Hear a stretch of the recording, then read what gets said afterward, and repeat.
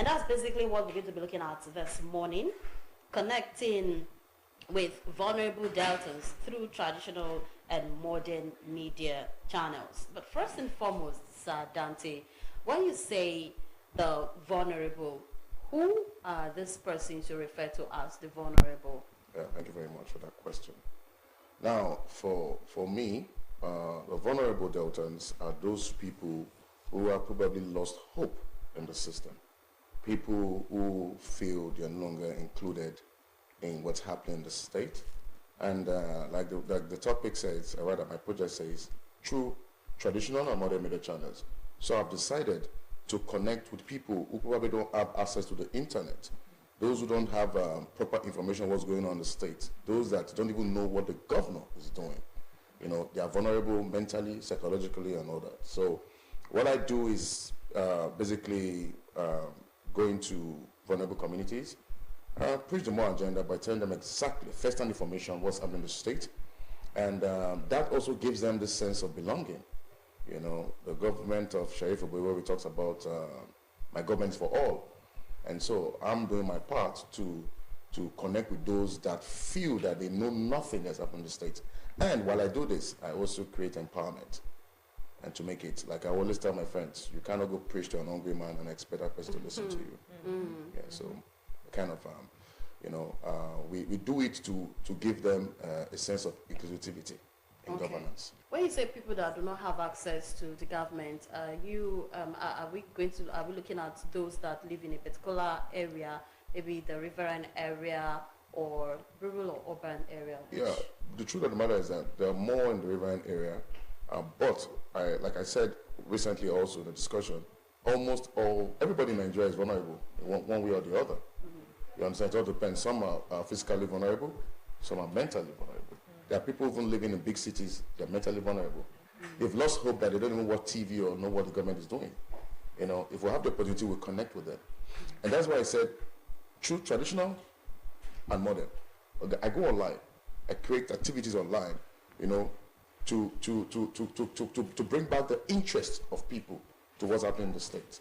Like every Sunday on Facebook, there's something I do called Delta Pray Day, hashtag Delta Pray Day, where Deltans, I post the governor's pictures and the Deltas will come and pray for His Excellency to succeed in his more agenda. And when you do that, you get a top-up airtime, you know. And I've been doing that for a while. I can see the fact that people are now willing to know what's happening. You understand? Knowing the fact that when you come out on Sunday, when you pray for His Excellency, you get airtime. Before you know it, you see people starting to follow up on my activities, want to see what the government is doing. That is what I'm doing online. Restricted online alone? For Delta Pray Day, yes, online. Okay. Do you have any plan moving it, outside online, making it... No, the truth of the matter, most of the persons online, I don't know them physically. Oh. Now, the one I do offline is, for instance, let me quickly talk about my last movement to the internally displaced persons of Okoma community. There's this IDP camp set up by His Excellency at Ewu community, Ugeli South. I and my team went there to also preach the more agenda, and we created empowerment for them. How? Aside from the fact that I went there with foodstuffs and other things, reading materials for the children, a colleague of mine who supports me so much, talking about Osiobe, he is a webmaster at Delta State, SSA Media as well. He was able to create an avenue for the children to be tutored twice a week, you know, to brush them up, awaiting when His Excellency will be done with the building of the school for these persons. You understand? That is one. So we were able to connect with the kids and give them empowerment, educational materials, and then they'll be tutored weekly. Now for the youth women, able to bring them a skill acquisition. Now they're speaking to people of that IDP camp, they're learning how to make soap, tie gele, makeup, and all that. That is empowerment. Yes, right there in the camp. That's an empowerment. I also use the opportunity. That's why I said it's both psychological. I was able to encourage the children that one of them will be the Osime of tomorrow. And I went there with football. I played with them so they could focus on that as well. See, these things matters. Okay. You understand? And when I do things like this, people must understand that it is not only empowerment. keying into the more agenda of the SNSC that talks about, one, opportunity for all, and enhancing peace and security. Because if you're comfortable and you don't feel abandoned, there will be no real reason to pick up arms. So I'm enhancing peace and security, keying into the more agenda of our amiable governor. Okay. That's killing two birds with a stone. You understand? Yeah. All right. Great. So what has been the impact of all of these activities, you've been doing with those people in rural or rather hard to reach areas? Yeah. That's my concentration, not even the urban areas. Okay. Now. My concentration is the rural areas. Now, when you carry out all the sensitization visits and all of that, what has been the impact you've recorded so far? Has there been any positive change? Has there been a stagnant change? So how has it been so far in terms of impact? Beautiful. Now, there's this thing I do. If I give an assignment, ordinarily I give someone an assignment, I always want to do a follow-up. And so every community I go to, when I'm done, after a while, I revisit. Okay. To see if my visit has been impactful, in any way. And honestly speaking, I am really, really happy that my visit has not been in vain. Now, don't forget I mentioned one thing, which is very important, giving people hope. Let me tell you something. A man without hope can do anything, can be influenced. And such people are prone to misinformation and political blackmail. Yes. And so, once I'm able to avoid that by giving them first-hand information of the government activities, the governor's activities. Now, when they see that I've done that and I give them empowerment, in fact, I speak to my numbers everywhere, the kind of calls I receive from communities, not just the communities I visited, because they also tell other communities that Ambassador SA came over and did this and all that. I'll be receiving calls and SMSs and messages and all that. You understand? So in terms of impact now, you're trying to say that you've been able to track the impact you have on these communities via feedback. Beautiful. All right. All right. While you were talking about the projects that you have been embarking on, you made mention of just one name. What about other persons? Do you get financial support, moral support from maybe government parastatals, groups, individuals, or it's just a one-man standing? To be very honest with you, I'm even very careful trying to bring a lot of persons to my space because I know my intentions are clean and pure. So I have to be very, very careful. Some persons might not have the way. Some people's intention might just be political. Do you understand? Yeah. And this is not just about politics. This is about reaching out to my brothers and sisters that are Deltas, irrespective of your tribe. Now, anyways, I have one or two persons who have been very helpful morally and also financially. If you allow me, I'm ready to call their names because they've been doing great. And I won't lie to you, the son of His Excellency, I'm talking about Fred Oboyewori. My God, he has been so helpful. I think is one of the persons that has really given me the courage to do what I'm doing as an individual. He has been supportive financially and otherwise. And there are other persons too in government, like the Commissioner for Health, Commissioner for Transport, the Secretary of the State Government, and some other businessmen and women who are. Now, the truth is this, everybody is afraid. Because to be honest with you, everybody sees everybody as scam. And so you must be able to prove yourself. Let your antecedents speak for you. And trust me, people will want to align with you. And so for me, I don't mind the stress I go through sometimes to pull out these outings and outreaches. But the truth of the matter, I know that in due time, people will understand that this is necessary for Delta State to be advanced. Just like the governor keeps saying, that he's going to advance Delta State. But now, he's doing a lot of things in terms of infrastructure development and all that. But we must not forget the mental and psychological stress a lot of people go through in Delta State. Okay, so with all you said now, that means you have supporters, you have people that are pushing you. Yes. Okay. Yes. It's one thing to get encouragement from people. Yes. It's another thing to just be on your own. You think Yes. that people are not watching. Yeah, it can be. Then it can be draining sometimes. All right. So, I must say a big thank you to the Secretary to the State Government. Okay. I'm talking about Dr. Kisley Emu, who actually made the Okwama IDP camp visit a reality. Yes, and yes. You see, this government, I've noticed that, aside the fact that I'm an appointee of His Excellency, once you have something to give to Delta, something that will be impactful, the government of the day is ready to support you. Are you aware of the DCare program? Yes, the DCare. Beautiful. Yes.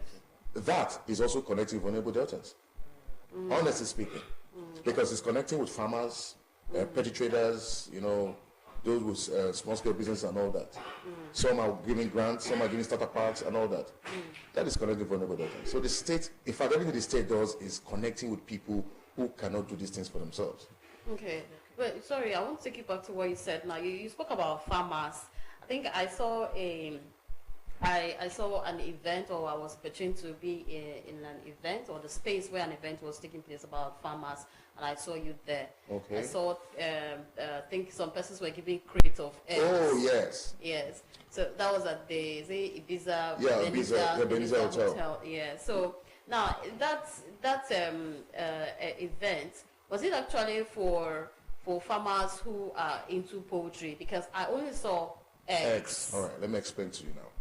Now, some time ago, His Excellency also gave out palliatives and maize and other things to farmers. You know, now the Association of Poultry in Nigeria also benefited from this. Great. And now they decided, you know, the chairman decided to give back to the society from the produce. You understand? Yeah. And I do best, which is pushing the MOA agenda, which is my media representation, because media is not only on television or Facebook. And now when I do that, what I get sometimes can be very discouraging. Because like I said, they've lost hope. And so you can see them looking so rich and all that, maybe they are businessmen and all that. Even some civil servants. They just work, but they don't have faith in the system. And the truth of the matter is this: if we want serious productivity from Deltans, you know, we must be able to give them a reason to understand that the government of Shehu Buhari is indeed the government for all. And so when I get this, when I talk to them, you can see the passion in me when I try to explain to them the reasons why they have to understand the disadvantage of misinformation and political blackmail. Sometimes in a car, an information in a car can create problem in a country or a state. And so my job is to mitigate that.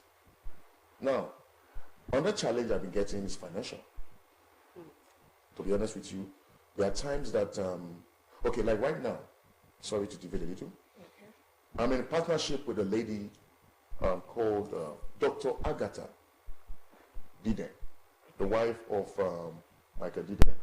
She's a doctor, and we just came together recently. She's a part of my project right now, because I'm planning on doing medical outreach to the entire state, the 3 central districts, for those men and women who cannot read. I'm going to be giving them reading glasses, and we're going to do eye test. Not just that, we're going to be going to secondary schools and primary schools, because some kids already have eye problems they are not aware of. So we're going to be doing screening for them.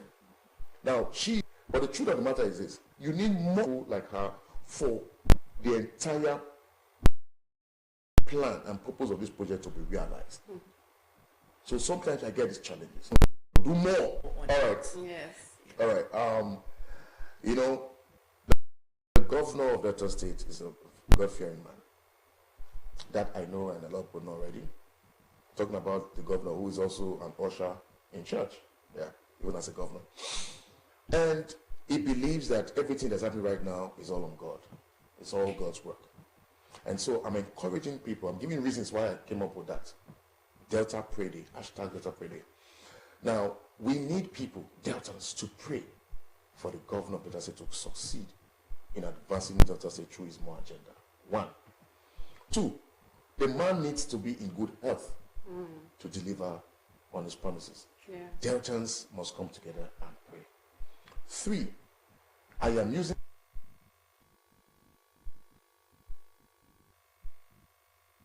to understand what's happening in the state, because the truth of the matter, when you come on my page, now you pray for him, I give you airtime. You must be tempted to scroll down to see what's happening, and then you start seeing government's activities.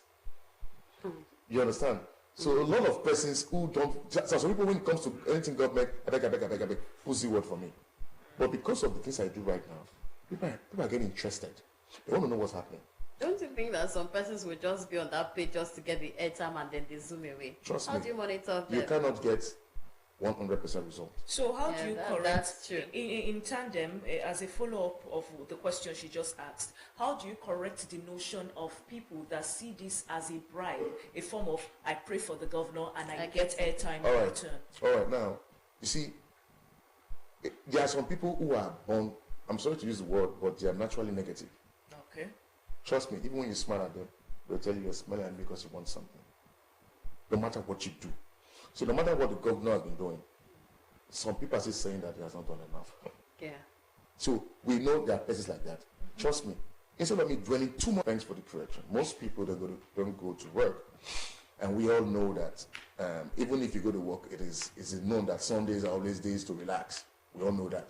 So I feel that that's the best time to, because one, you know, online, when you make a post online, you might not be there the next 1 hour and that post has gone down and you will not see it. But on Sundays, it is very easy, especially when now everyone is now aware that every Sunday, these things are visible. The results are just there, speaking for themselves, yeah? Yeah, 2 weeks ago, or thereabout, because of this DKS program, social investment program, a lot of persons got an alert. In one of my programs, I said, data said alert just a cry. Now, the alert is not for you to go and buy stew, for you to put in your business. The governor understands that while I'm working, people also need to do businesses to fend for themselves. And so he has given them money, grants, let me use the word grants, to start up their businesses, to put back in their business because of the COVID-19 stuff and all that. He understands. Not just that. Look at setup packs like for baking machines and all that. Give it to lots of persons. Hundreds of thousands of people are benefiting from all this. That's true. And so you don't need me. But like I said, I'm using an opportunity on TV right now to say this. If you're a beneficiary of the government program, any program, please tell the next person. What? Vulnerable country. Yeah, because this is, what I'm doing is not political. Yeah, okay. Not political. Even after the government of Right Honorable Sheriff Oboyori, it continues. Okay. You're looking ahead. Yes, exactly. So sorry about that. Thank you. All right. So please, before we let you go, your final advice to Deltans concerning this project and also the more agenda. All right. First, I want to say continue to pray for His Excellency and understand that everything will work out fine. Just give him time, and you can see he's doing his best. And don't give room for misinformation and political blackmail. You understand? We all know that the governor is doing his best to advance the state, and he's going to do more because he has promised more. And also for those communities who would love for I and my team to visit, you can go on my Facebook page and send me a DM. SA Joshua Emadife. Send me a DM and explain to me why you want us to visit you. And we'll do the necessary thing and do a survey. And if you pass, then we'll visit your community and also give you empowerment.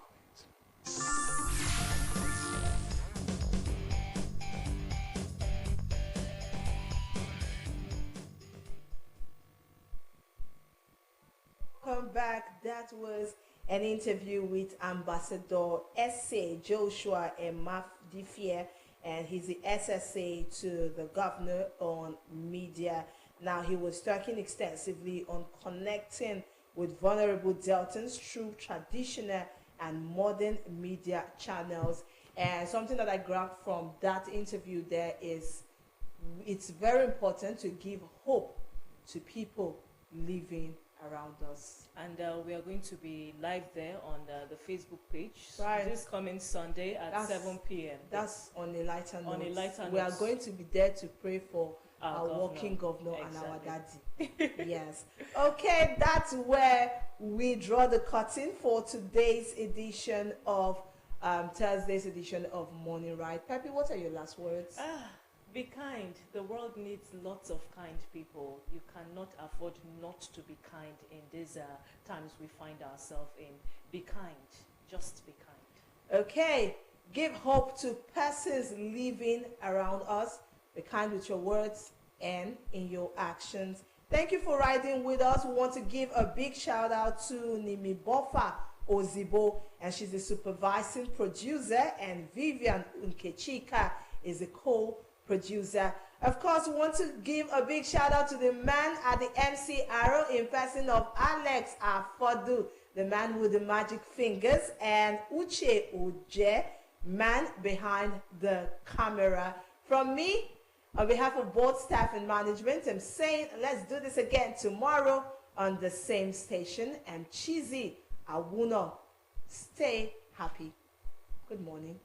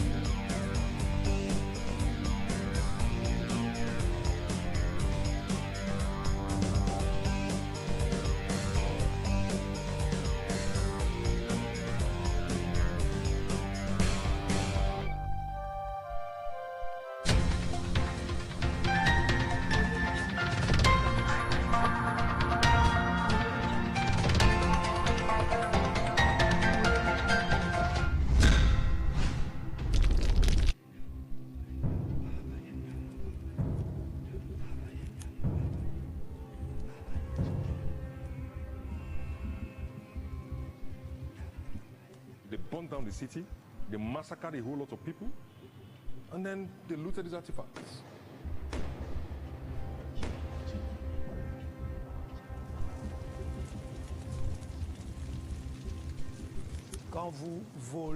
When you rob a people of its entire cultural heritage, then you steal their soul, and then you can enslave them.